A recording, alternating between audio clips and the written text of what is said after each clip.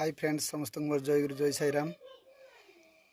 आपण मैंने जीवन में प्राय समस्ते प्राय सत्संग जाऊे एवं अनेक आध्यात्मिक आलोचना होची जोटा स्पिरिचुअल प्रोग्राम होची आपण माने निश्चित भाव में योगदान करुवे सेटा को आम जोटा कि आम माने कहू प्रवचन बा जाजन।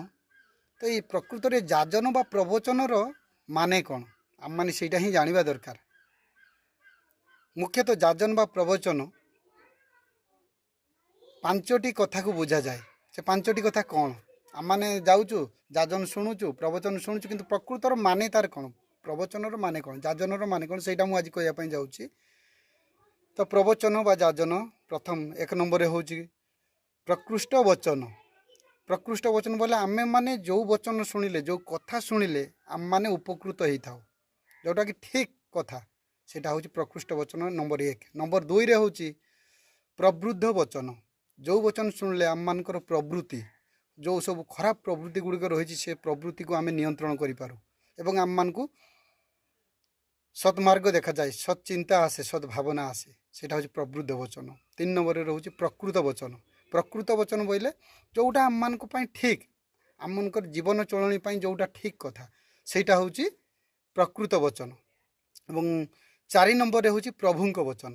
प्रभुंक वचन बोले कौन ना माने जगन्नाथ कथा शुणु कि से साई बाबा कथा शुणु कि से ठाकुरंकर कथा शुणु कि से शिवंकर कथा शुणु जोटी भी प्रवचन जो प्रभु को नहीं होता है से वचन शुणवाटा हूँ प्रवचन। सेटा हूँ चारि नंबर कथा प्रभुंक वचन। एवं पांच नंबर कथाटी हूँ सब गुरुत्वपूर्ण कौन ना परिवर्तनर वचन। जो वचन शुणिले जो कथा शुणिले आम मान भितर परिवर्तन भाव जागृत हुए जड़े खराब मनीष भल आड़ को गति करे आम मानकर खराब गुण गुड़िक निश्चित भाव में से प्रवचन शुणिले धीरे धीरे से गुड़िक दूरे जाए और भल गुण गुड़िक आम भितर प्रवेश करे आम मान भितर निश्चित भाव में परिवर्तन भाव जागृत हुए। यहाँ हूँ प्रवचनर प्रकृत अर्थ।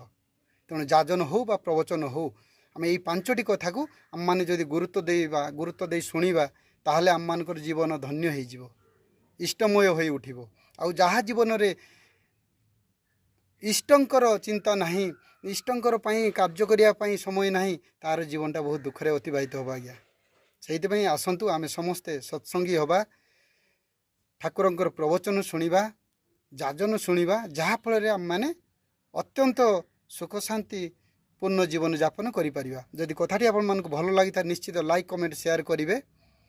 रही समस्त मोर जय गुरु जय साई राम।